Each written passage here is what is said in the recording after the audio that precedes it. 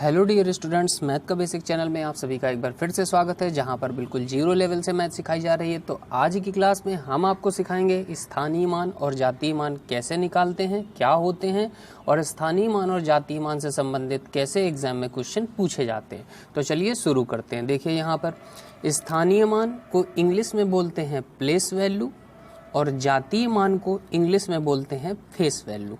क्या होता है समझिए। स्थानीय मान यानी प्लेस वैल्यू जो दाएं छोर से जितनी दूरी पर अंक होता है वही उस अंक का स्थानीय मान होता है। क्या बोला हमने आपसे? दाएं छोर से। तो आपका दायां हाथ कौन सा है? ये वाला। तो दाएं छोर से जितनी दूरी पर अंक होता है वही उस अंक का स्थानीय मान होता है।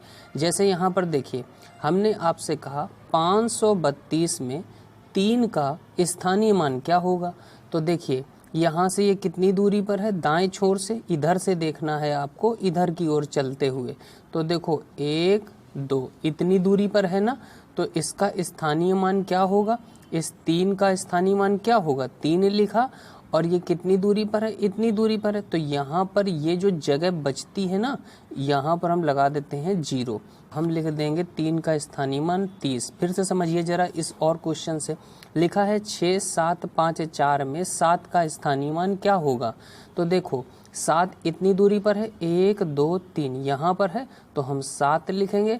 और यहाँ पर ये देखो एक अंक ये था तो ये एक हम 0 बढ़ाएंगे, और एक अंक ये था तो ये 0 बढ़ाएंगे। मतलब जहाँ पर जिसका स्थानीय मान पूछा जाता है उस अंक को लिखते हैं, और इसके बाद जितने भी यहाँ पर जगह बचती हैं, जितने अंक की, उस जगह हम 0 बढ़ा देते हैं। तो यही हमारा स्थानीय मान होता है। तो यहाँ 7 का स्थानीय मान कितना हुआ? 700 हुआ। बात समझ में आ गई। चलिए देखिए जातीय मान क्या होता है। जातीय मान को इंग्लिश में बोलते हैं फेस वैल्यू। किसी अंक का जातीय मान यानी फेस वैल्यू वही अंक होता है। जैसे हमने आपसे 6 7 5 4 में 7 का जातीय मान पूछा, तो 7 का जातीय मान वही होगा, 7 ही होगा। तो हमने यहाँ लिख दिया 7।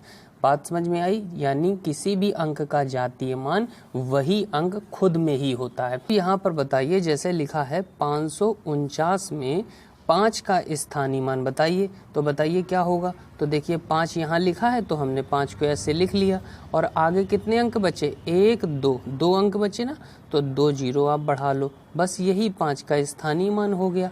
आगे देखिए यहाँ पर क्या लिखा है? 8 9 7 2 में 8 का स्थानीय मान क्या होगा। तो हमने क्या किया, 8 ये था, 8 को हमने ऐसे ही लिख लिया। आगे कितने अंक हैं? 1 2 3 अंक हैं। तो आप क्या करोगे? आगे 3 0 बढ़ा लोगे। 1 2 3 0 बढ़ा लीजिए। तो ये हमारा 8000 आ गया 8 का स्थानीय मान। अब देखो यहाँ 4 5 7 6 में 4 का जातीय मान बताइए, यानी फेस वैल्यू क्या है। तो फेस वैल्यू हमने क्या सीखा? वही अंक होता है। 4 का जातीय मान पूछा तो 4 का जातीय मान 4 ही होगा। इसके बाद देखो 7 8 9 में 9 का जातीय मान क्या होगा। तो 9 का जातीय मान वही अंक होगा, मतलब 9 ही होगा। तो ये हमारा आंसर आ गया। बात समझ में आ गई। तो इस तरह से हम लोगों ने सीखा कि किसी भी संख्या का स्थानीय और जातीय मान क्या होता है। अगली क्लास में हम आपको सिखाएंगे इससे संबंधित कैसे एग्जाम में क्वेश्चन पूछे जाते हैं। तो चलिए मिलते हैं अगली क्लास में। वीडियो देखने के लिए आप सभी का बहुत बहुत धन्यवाद।